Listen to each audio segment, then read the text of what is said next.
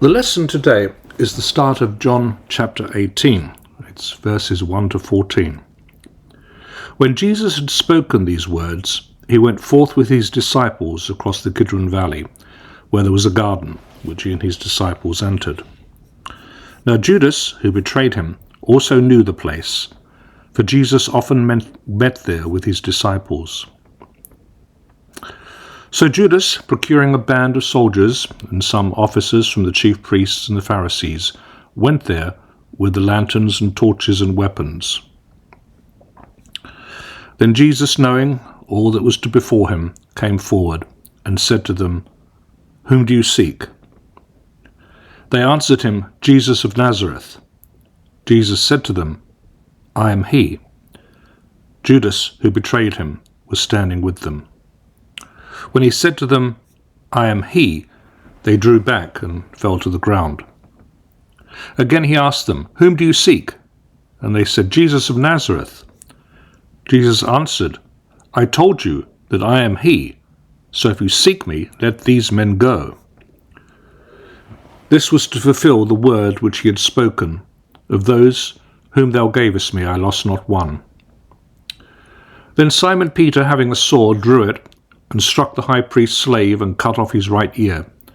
The slave's name was Malchus. Jesus said to Peter, "Put your sword into its sheath. Shall I not drink the cup which the Father has given me?" So the band of soldiers and their captain and the officers of the Jews seized Jesus and bound him. First they took him to Annas, for he was the father-in-law of Caiaphas, who was high priest that year. It was Caiaphas who had given counsel to the Jews that it was expedient that one man should die for the people.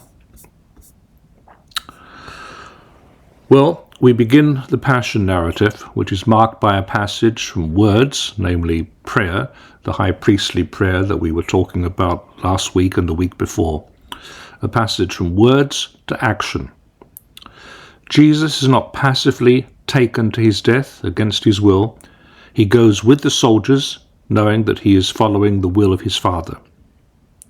The important thing for us to recognize is that John 17 and John 18 form an elusive unity. The high priestly prayer would lose its impact if it were the case that we cannot see how it is utterly one with Jesus' obedient relation with the Father. Jesus leaves the house where he's been celebrating the Last Supper. He goes to a garden just to the east of Jerusalem, presumably not the Garden of Gethsemane, as in Synoptics. And inevitably we recall the Garden of Eden, where mankind lost the friendship of God. In this garden, Jesus begins to act so as to restore that lost friendship. John the Evangelist has an eye for the sort of detail that has rich theological significance. He may be recalling David, who went to the Kidron and returned a victor in 2 Samuel 15:23. He may well be thinking of the meaning of Kidron, that's to say dark, for it's in this darkness that Jesus will be arrested. Throughout the Gospel of John, the evangelist is always playing upon an opposition of light and dark. John omits all discussion of the agony in the Garden of Gethsemane, just as he omits the detail of Simon of Cyrene carrying Jesus' cross.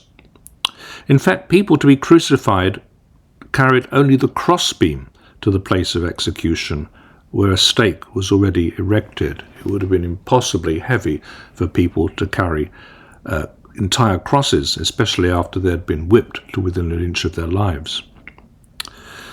John also omits the darkness that lasted from the 6th to the 9th hour, and the rending of the curtain in the temple from top to bottom. So, like all writers, John is selective in his use of available material. He focuses instead on Jesus' concern for Mary, his final thirst and his final triumphant cry, and the detail about blood and water coming from his side after he's died. Judas would have thought it likely that Jesus would go to this garden after the supper, or he may even have heard Jesus say that he would go there after the supper. So Judas comes with Roman soldiers.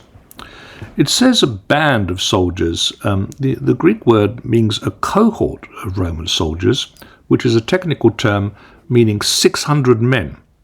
And that's a figure far too high to be historical in the circumstances. Only a few Roman soldiers would be needed for the task.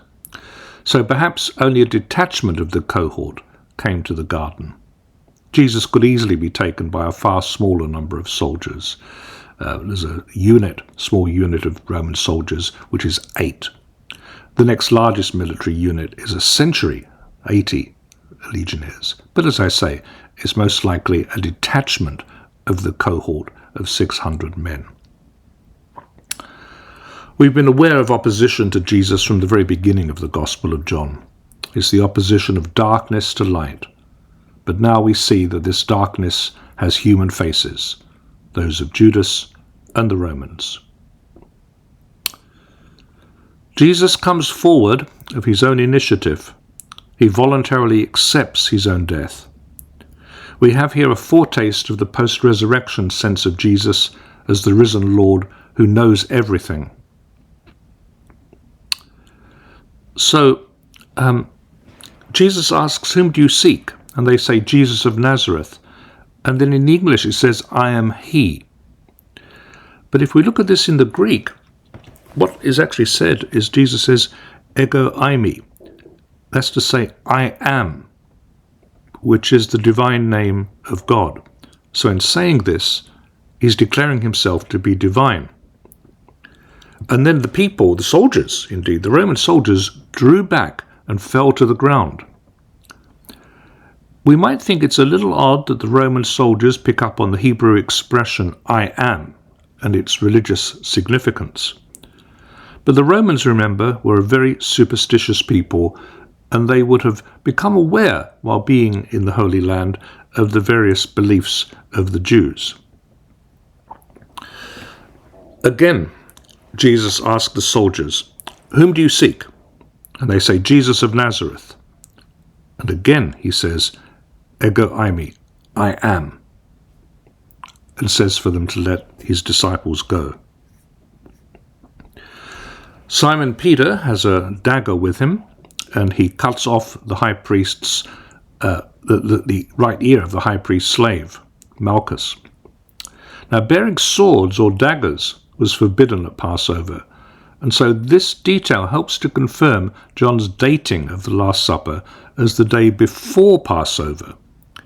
Here the resistance of Peter to the arrest runs directly against Jesus' willingness to be arrested and to undergo his passion.